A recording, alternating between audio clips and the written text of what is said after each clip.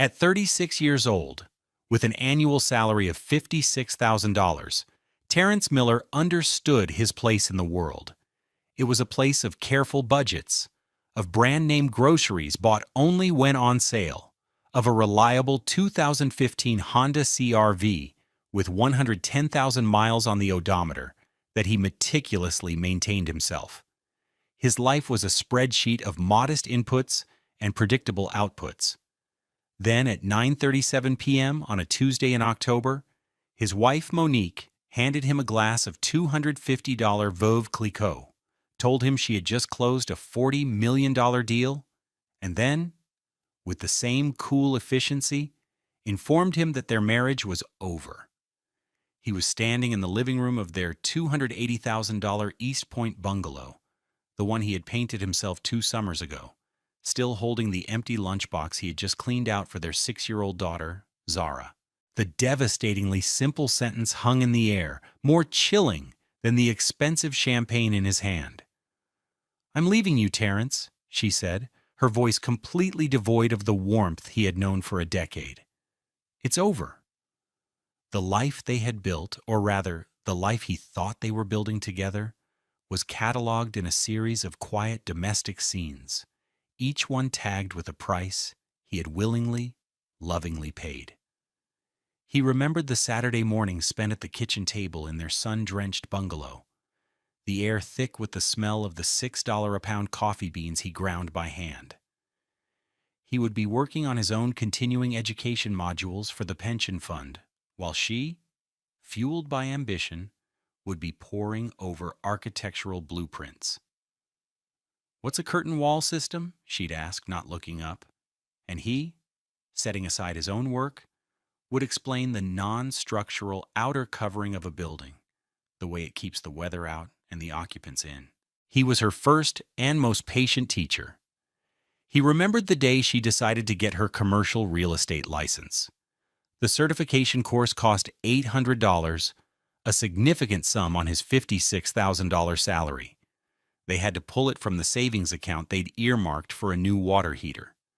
"It's an investment, Terry," she'd promised, her eyes alight with a fire he hadn't seen before.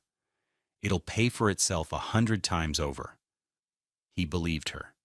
He filled out the online payment form himself, using their joint credit card, and for the next 3 months, he packed his own lunch. Tuna sandwiches on $2.50 store-brand bread to make up the difference in their monthly budget. While she studied, he took on the evenings, picking Zara up from her $400 a month after-school program, making dinner, and reading Zara her favorite stories about brave knights and clever princesses. He saw it all as teamwork, 2 people pulling in the same direction toward a shared future. He had no idea they were in 2 different boats, heading for 2 different horizons. There were the dinners, first at cheap and cheerful places where a plate of pasta was $12, then gradually, at her insistence, at restaurants where the water was bottled and the valet cost more than his lunch. He would wear his best $350 Joseph A. Bank suit, the one he bought for his cousin's wedding, feeling a bit like a child playing dress-up. Monique, however, bloomed in those environments. She started dressing the part, first with a single, elegant $400 Kate Spade handbag he'd bought her for their anniversary, then, as her own small commission started trickling in, with pieces that he couldn't even put a price on. She learned the language of wealth, dropping names of developers and architects he only read about in the business journals he analyzed for work. He supported her networking even when it meant long evenings alone. He would sit on their worn, comfortable sofa from a big box furniture store, a $1,200 purchase they had financed over 24 months, watching the clock tick past midnight. He'd get a text at 11:45 p.m. "Still with clients. Don't wait up." He would sigh, turn off the television and check the locks, his heart a little hollow, but his pride in her unwavering. He was Terrence Miller, the steady foundation upon which her glittering skyscraper was being built. He thought that was his role, his contribution to their shared success. He didn't realize that foundations, by their very nature, are meant to be buried and unseen. The normalcy was a carefully constructed facade, and he was the only one who didn't know he was living on a set. He remembered one specific evening, about a year before the end. She was getting ready for a gala, a major real estate awards ceremony. She was wearing a shimmering deep blue gown that had cost, she told him with a casual shrug, about $1.5K, which he knew meant $1,500. He was helping Zara with her homework at the kitchen table, a worksheet on Simple Addition. Monique swept in, a vision of ambition and expensive perfume. "Terry, I need you to run to the store," she said, not looking at him, but at her reflection in the hall mirror. "Vaughn needs a specific brand of sparkling water for the pre-event toast, a San Pellegrino. Get the big glass bottles." He looked at the clock. It was 7:30 p.m. Zara was in her pajamas. "Can't it just be any water, Mon?" he'd asked, tired from a long day of analyzing municipal bond yields. She turned, and for the first time he saw not his wife, but a stranger. A cold, dismissive stranger. "No, Terrence, it can't just be any water. This is about details. It's about showing you belong. You wouldn't understand." The words and the contempt behind them were a slap. He went to the store. He bought the $5 bottle of water. When he got back, her car was gone. She had left with Vaughn. The water sat on the counter, untouched, for 3 days, a monument to his obsolescence. The betrayal didn't happen in a single night. It was a slow, creeping rot that he had mistaken for growth. The signs had been there for years, accumulating like interest on a debt he didn't know he was accruing. It began with language. She stopped saying we and started saying I. It was my career, my deals, my future. He was an afterthought, a logistical support system.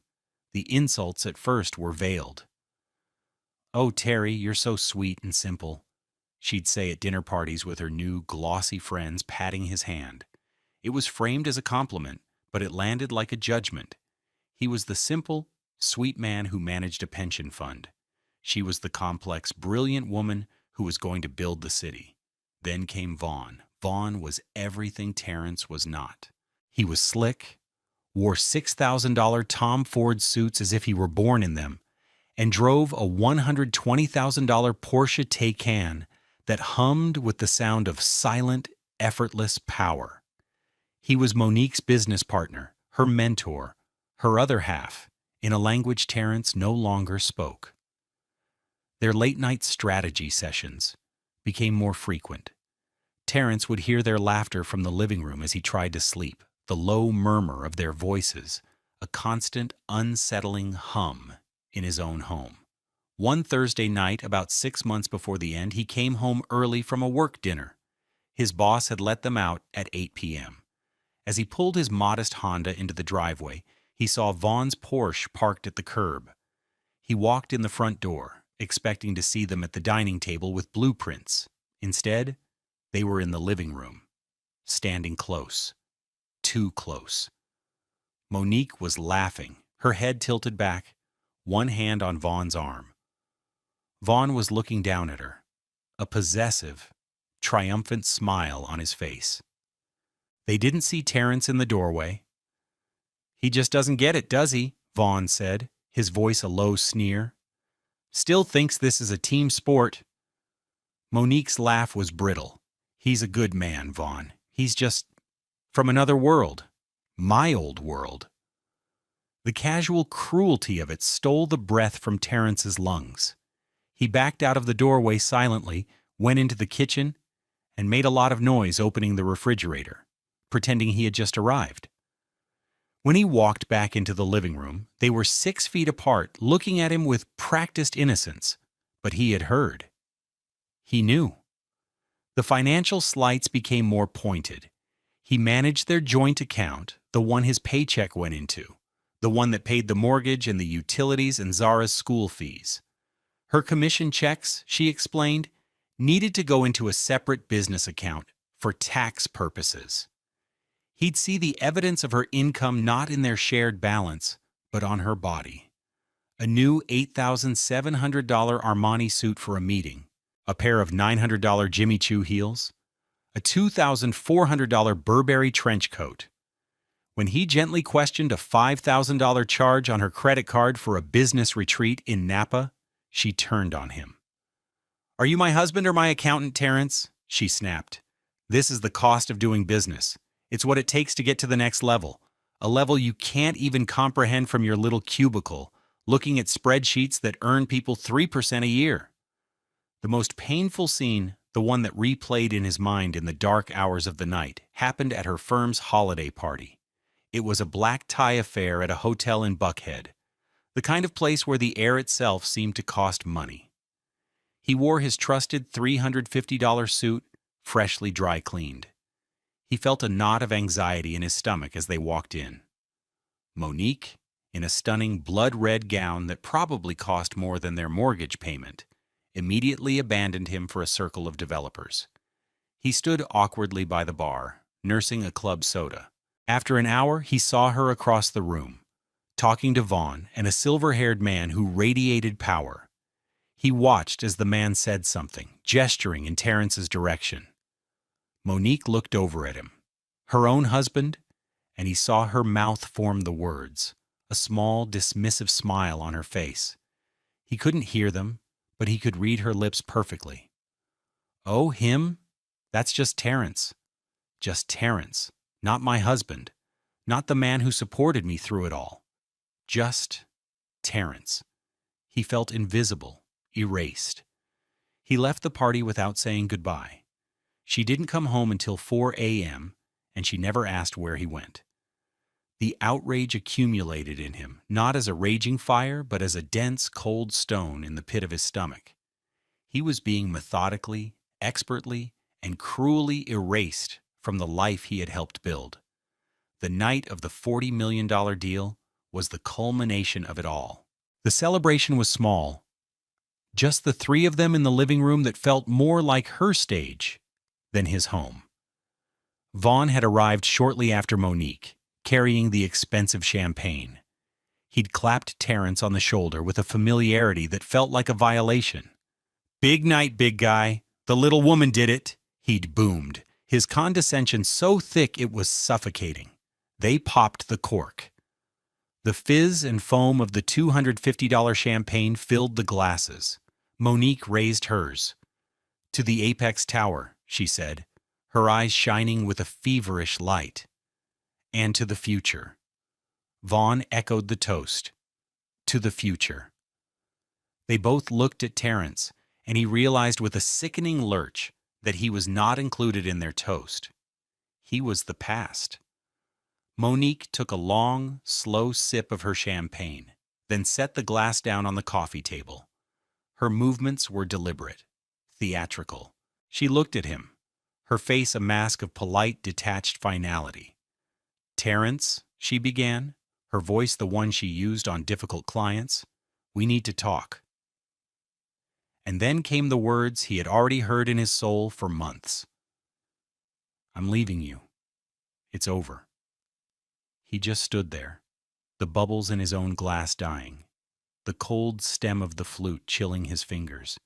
He felt a strange calm settle over him, the kind that comes after a catastrophic explosion.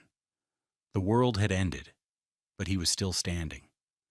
Vaughn, ever the efficient operator, cleared his throat.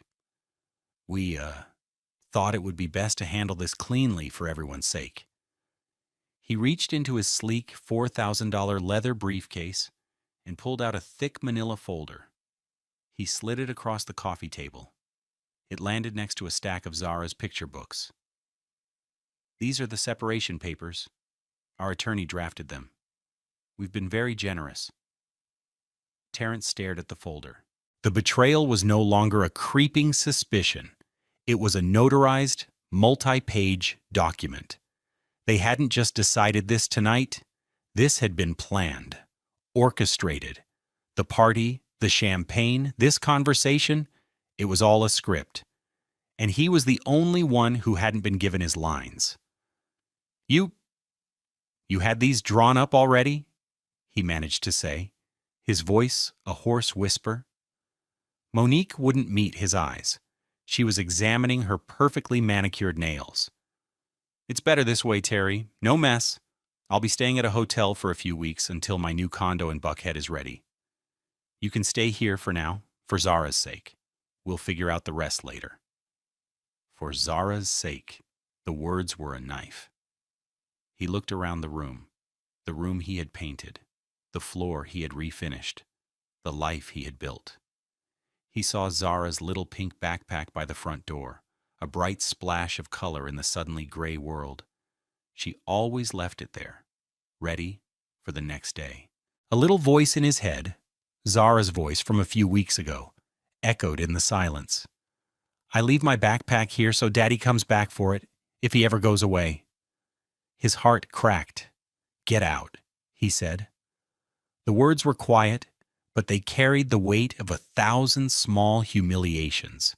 Monique looked up, surprised. "What?" "Get out of my house," he repeated, his voice stronger now. "Both of you." Vaughn smirked. "Now listen here, buddy." "Out." Terrence's voice didn't waver. He wasn't yelling. He was just done. He was no longer the foundation. He was the man who owned the land. And he was evicting his tenants. For the first time that night, Monique looked uncertain. She saw something in his eyes she didn't recognize, a line being drawn. She picked up her $400 handbag. Vaughn grabbed his briefcase, and they left. The click of the front door closing was the loudest sound he had ever heard. He stood alone in the silence, the folder of his life's demolition sitting on the table, a single, heartbreakingly pink backpack standing guard by the door. The drive was a blur. He didn't know where he was going, only that he couldn't stay in that house, a museum of a life that had just been declared extinct. He ended up on the south side of the city, pulling into the parking lot of a grim, 24-hour diner called The Majestic, its sign missing the J. The irony was not lost on him. He slid into a cracked red vinyl booth under the flickering fluorescent lights. The air smelled of stale coffee and grease. It was a world away from the Champagne and Buckhead towers. It was real. A waitress with tired eyes and a kind face took his order.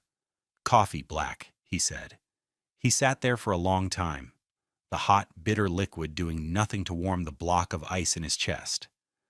Finally, at 1:17 a.m., he reached for the manila folder Vaughn had so casually tossed onto his coffee table. His hands trembled slightly as he untied the string closure. The first document was a formal separation agreement. His eyes scanned the legalese, the cold, typed words carving up a decade of his life into assets and liabilities. He would get the Honda.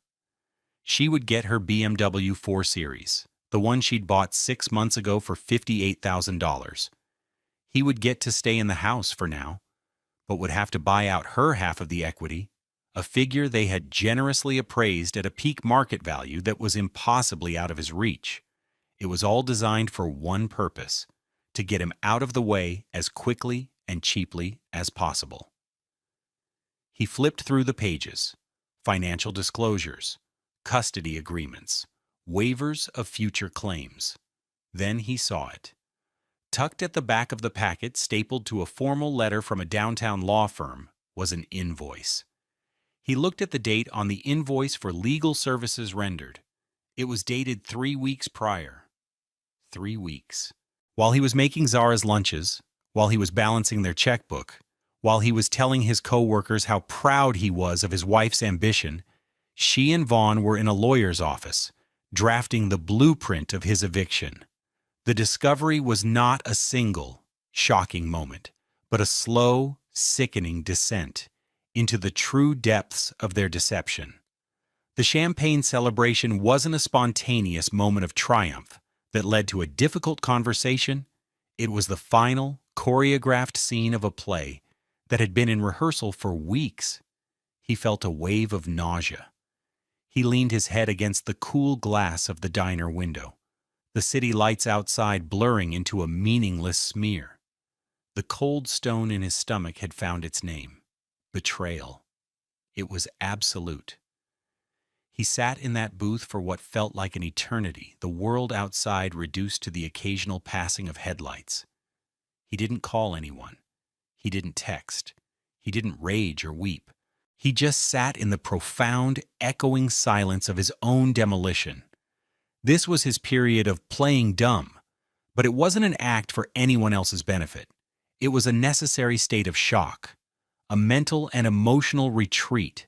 While his system absorbed the full impact of the blow, he was feigning normalcy to himself, pretending he could just sip coffee and process the fact that his entire world had been a lie.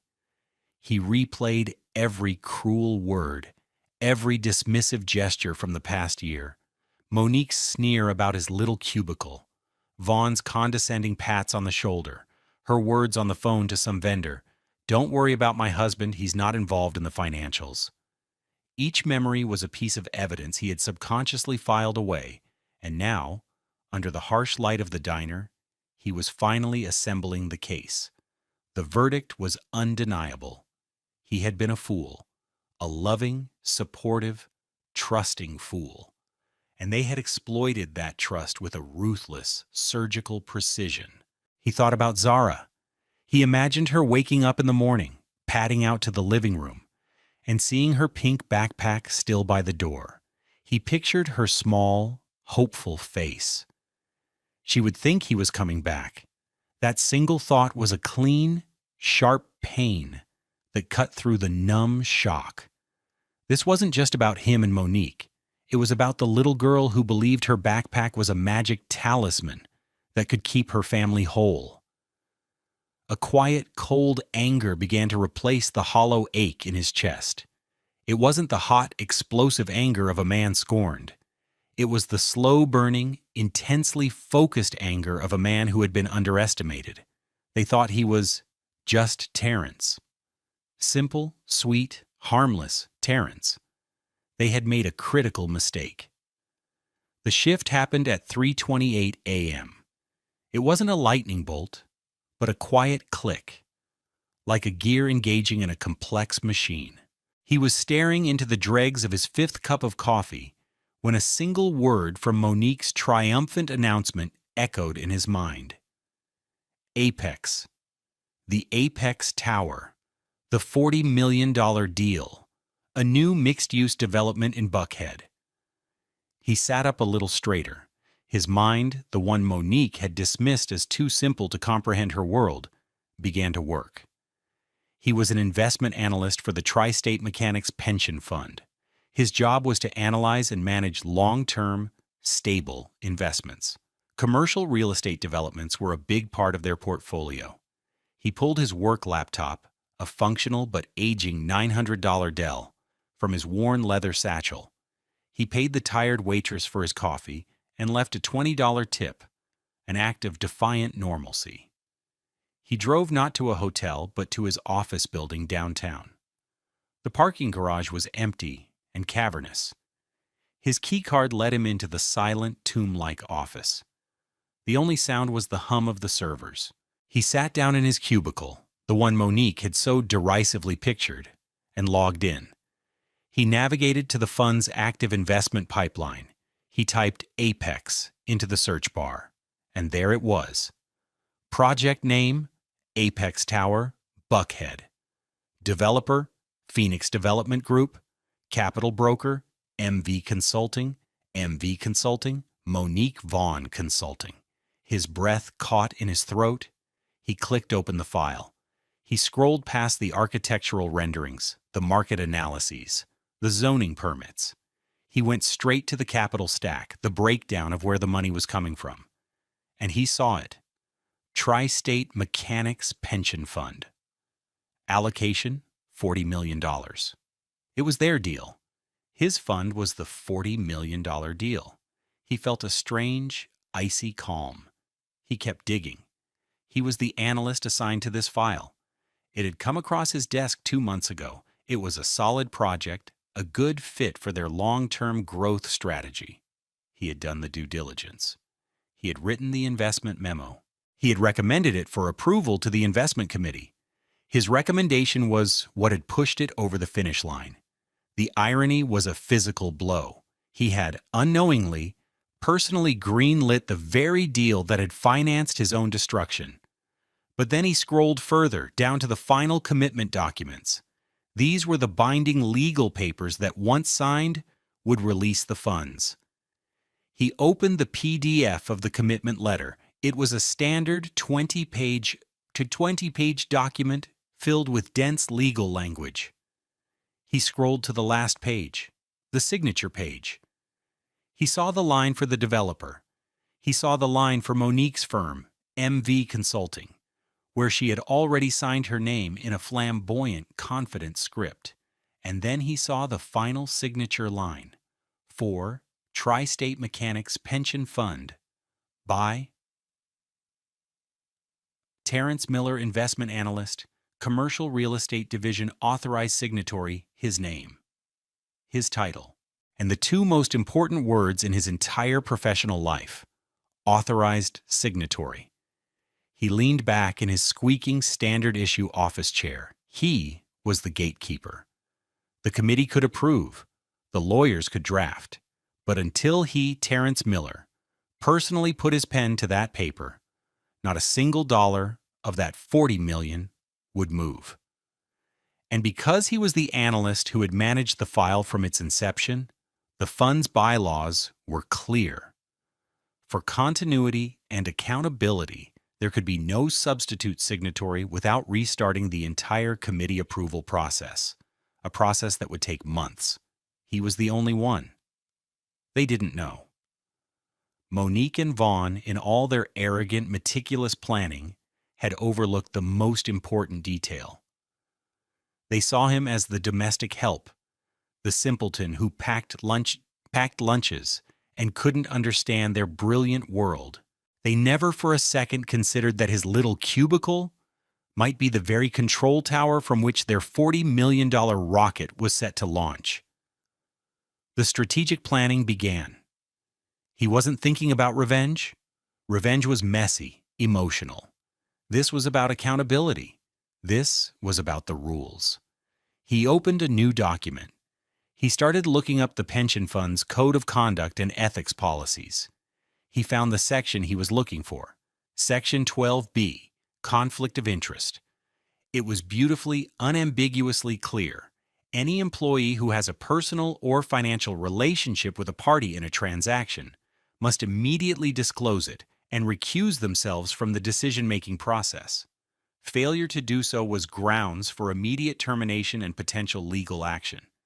His marriage to Monique was a conflict of interest, and now, as of last night, the dissolution of that marriage was an even more profound, more complex conflict. He started drafting an email. He chose his words with the same care and precision he used when analyzing a balance sheet. He was not emotional. He was not accusatory. He was simply a professional, following protocol. He cited the project name, the allocation amount, and the relevant parties. He stated, as a matter of fact, his personal relationship with the principal of MV Consulting. He then stated, as a matter of fact, that this relationship had been irreparably severed, making his continued involvement in the project untenable. He formally recused himself, and then he added the masterstroke. Given the sudden and unforeseen nature of this conflict, and to protect the integrity of the fund and its members, I recommend the board place an immediate freeze on the capital commitment to the Apex Tower project pending a full and transparent ethics review of the brokerage and due diligence process. He attached a copy of the pension fund's ethics bylaws. He compiled it all into a single, devastatingly professional email. He addressed it to the entire investment committee, the head of the legal department, and the chairman of the board. He looked at the clock. It was 5:45 a.m. The sun would be up soon. At 6:12 a.m., Terrence Miller, a man earning $56,000 a year, took a sip of his now cold office coffee, took a deep breath, and hit send. The email, a digital torpedo of unimpeachable professionalism, shot out into the pre-dawn quiet of the corporate world. It landed silently in 13 inboxes, a ticking time bomb of consequences. He felt no glee, no triumphant surge of adrenaline. He simply felt the quiet, grim satisfaction of a balanced ledger. He had followed the rules. He had done his job. The rest was just math. He stood up, stretched, and walked over to the large windows that overlooked the awakening city of Atlanta. The sky to the east was turning a soft, bruised purple. He watched the first rays of sunlight begin to illuminate the glass towers of downtown and, further north, the gleaming skyscrapers of Buckhead. Somewhere up there, in a suite at a five-star hotel, Monique was probably sleeping the deep, satisfied sleep of a victor. She had no idea that the world she had woken up to was fundamentally different from the one she had gone to sleep in. She had no idea that her greatest triumph was about to become her most public failure. The first reply came at 6:47 a.m. It was from Arthur Vance, the chairman of the pension fund, a stern, old-school financier who valued integrity above all else. The email was one word: acknowledged. Terrence knew what that word meant. It meant the gears of the great, implacable machine of corporate governance were beginning to turn. At 7:15 a.m., an automated notification popped up on his screen. It was a calendar invitation for 8 a.m. Title: Urgent Apex Project Review. The attendees were the entire senior leadership of the fund. At 7:30 a.m., his desk phone rang. It was the fund's general counsel, a sharp, no-nonsense woman named Maria Flores. "Terrence," she said, her voice all business. "Walk me through this. Leave nothing out." For the next 20 minutes, he did just that. He told her about his marriage, his support of Monique's career, the events of the previous night. He didn't editorialize. He just stated the facts. When he was done, there was a long pause on the other end of the line. "Thank you for your integrity, Mr. Miller," she finally said. "You did the right thing. We'll handle it from here. Do not, under any circumstances, communicate with MV Consulting or any party related to the Apex project. Is that clear?" "Crystal clear," Terrence said. Meanwhile, at 9:05 a.m., in a sleek, glass-walled office in the heart of Buckhead, Monique and Vaughn were toasting with mimosas. They had been celebrating since last night. The $40 million funding was the final piece of the puzzle. It legitimized their new firm, put them on the map, and personally netted them a combined commission of over $2 million. Monique was wearing her $8,700 Armani power suit, the one she called her closing armor. She felt invincible. "Any minute now," Vaughn said, checking his $30,000 Patek Philippe watch. "The executed commitment letter should be here any minute. Then we call the developer and officially break ground." Right on cue, the receptionist buzzed. "A courier is here for you, Ms. Roberts."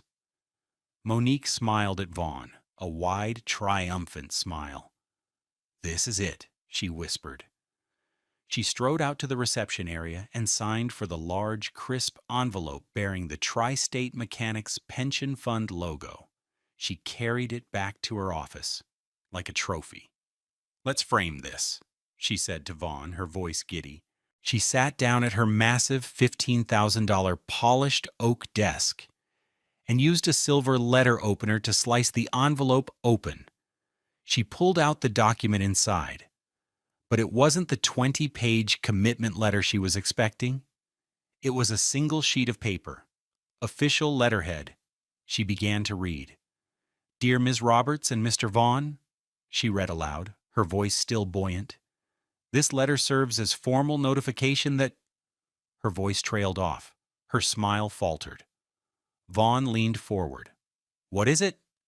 Monique's face, which had been glowing with triumph, was rapidly draining of color. She continued reading, her voice now a stunned, hollow whisper. Pursuant to an internal ethics review, all capital commitments from the Tri-State Mechanics Pension Fund related to the Apex Tower project are hereby frozen, effective immediately. Frozen. The word hung in the air like a death sentence. What? Vaughn snatched the letter from her hand. He read it, his eyes darting across the page. What the hell is this? An ethics review? What ethics review?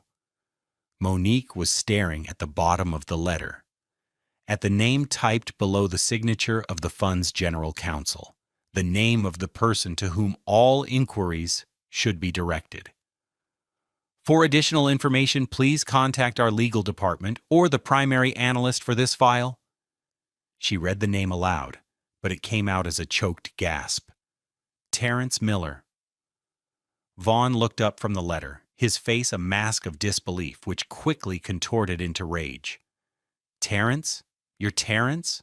What does he have to do with this? But Monique wasn't listening. She was connecting the dots with horrifying speed. His job, his fund, the deal, his name on the internal documents she'd never bothered to read. Her words from last night. I outgrew you. His quiet, unnerving calm as he told them to get out. It all clicked into place. He knew he had the power, and he had just used it. She felt a cold dread spread through her, a dread that had nothing to do with the $40 million deal and everything to do with the man she had so casually, so cruelly underestimated. The mimosa glass slipped from her numb fingers and shattered on the polished concrete floor. The party was officially over. The consequences did not just cascade, they avalanched. The single professional email sent by Terrence Miller at 6:12 a.m. triggered a chain reaction of catastrophic failure for Monique and Vaughn, each downfall a direct and measurable consequence of their own actions.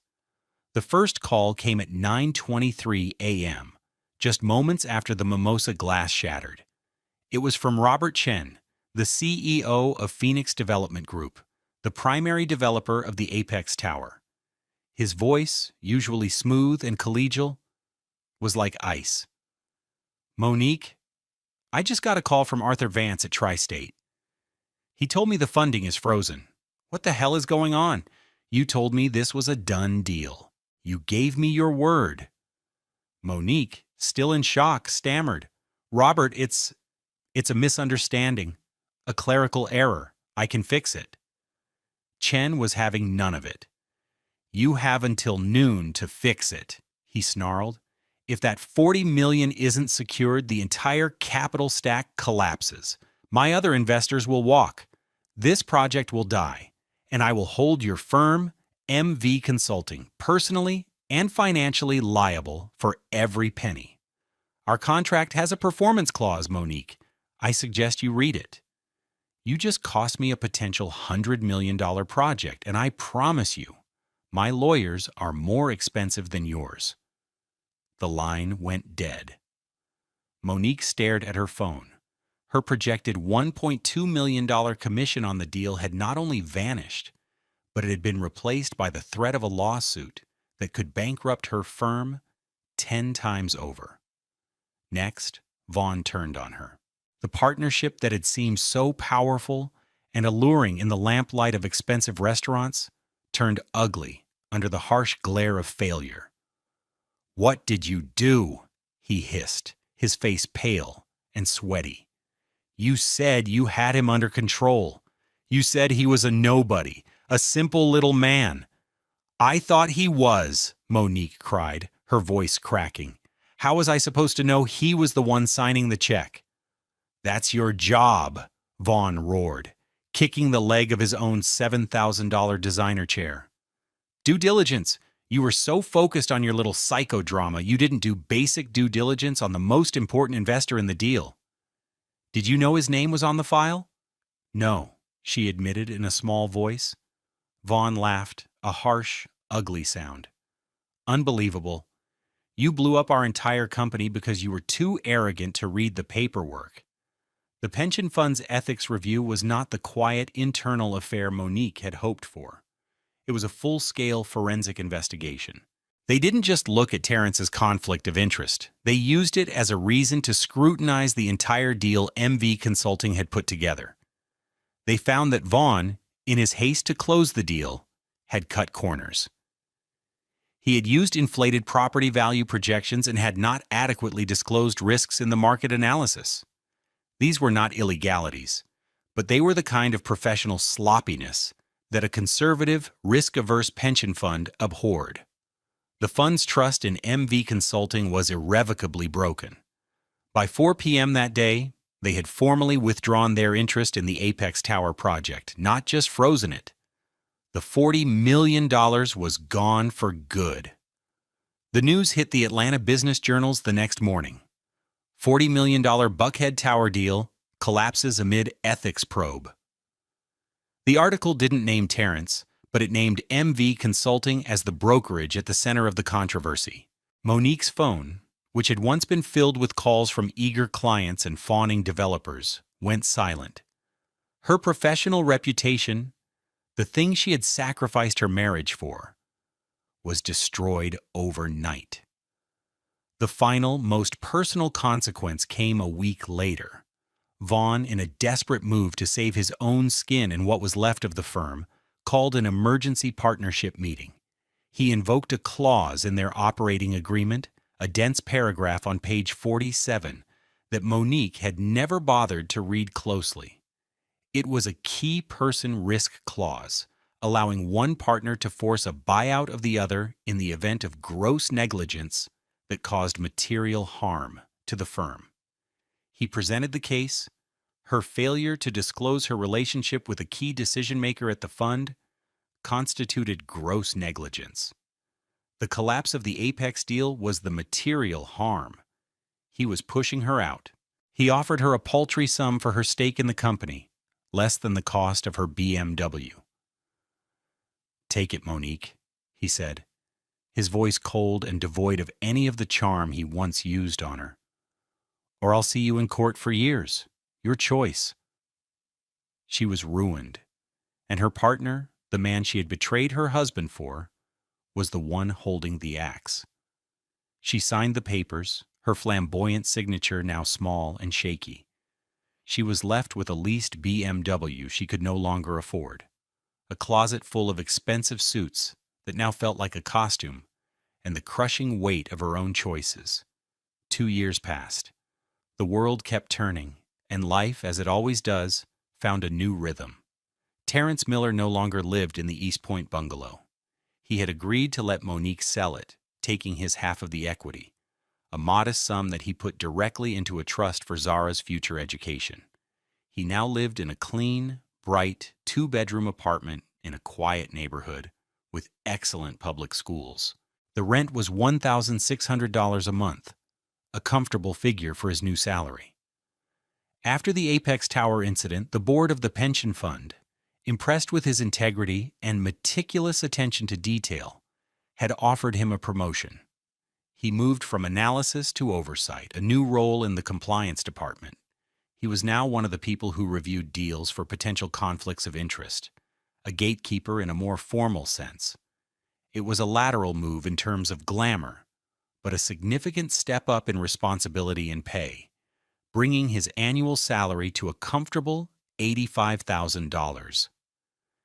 His new apartment was not filled with designer furniture or expensive art. Its walls were decorated with the vibrant, joyful, and ever-expanding gallery of Zara's creations. There were paintings of misshapen rainbows, clay sculptures of their family cat, and dozens of drawings. The space was filled with the authentic love of a father and daughter building a new life together. The glass towers of Buckhead, once a symbol of a world he couldn't reach, now just seemed like distant cold structures on the skyline. His world was here, in this cozy apartment, filled with the scent of the simple, delicious meals he cooked every night and the sound of Zara's laughter. It was a Sunday morning. Sunlight, warm and golden, streamed through the large windows, illuminating the dust motes dancing in the air. Terrence was sitting on a small stool, and Zara, now 8, stood between his knees.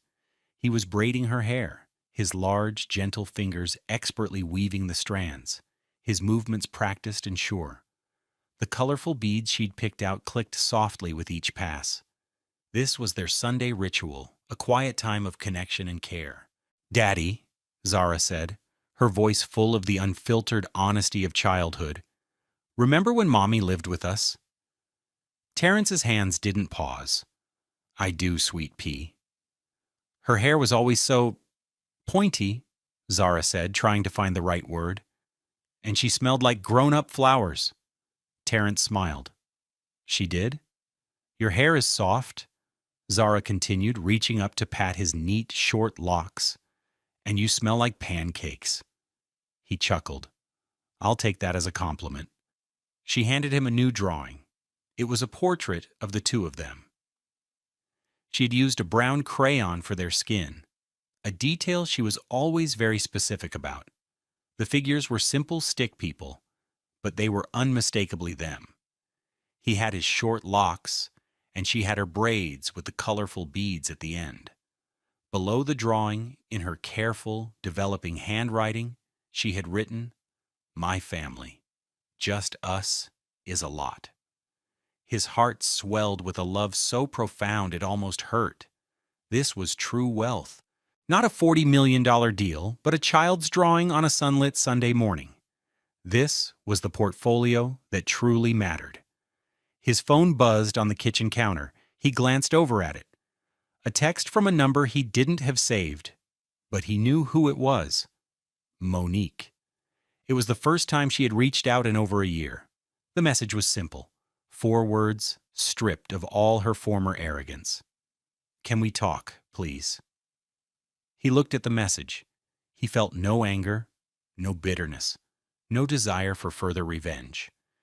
He felt only a distant, quiet pity for the woman who had traded a universe of love for a handful of dust. He had forgiven her long ago, not for her sake, but for his own. Forgiveness was the final asset he had to divest to be truly free. He set his phone back down on the counter, screen down, without replying. He finished the last braid, securing it with a bright yellow bead. "All done, my love," he said, kissing the top of her head. "Now how about those pancakes?" Zara squealed with delight, and the sound echoed through their small, happy home. True value isn't found in the towering heights of ambition or the cold, hard numbers of a deal. It's not measured in dollars or square feet. True wealth is built slowly, quietly, in the spaces between people. It's in the sacrifices made in love, the promises kept, and the quiet integrity you hold on to when no one is watching. Terrence learned that you can lose a house, a marriage, and a life you thought you knew, and still come out richer on the other side. Because in the end, the only deals that truly matter are the ones you make with your own heart, and the only towers worth building are the ones founded on love, truth, and the joyful laughter of a child. What do you think is the most valuable thing in a person's life? Let us know in the comments below. We love hearing your stories and your wisdom. And if you found this story inspiring, please share it with someone who might need to hear it. Don't forget to subscribe to Love Beyond Pride for more stories of justice, resilience, and the power of character. We have a new story for you every week. You won't want to miss what's coming next.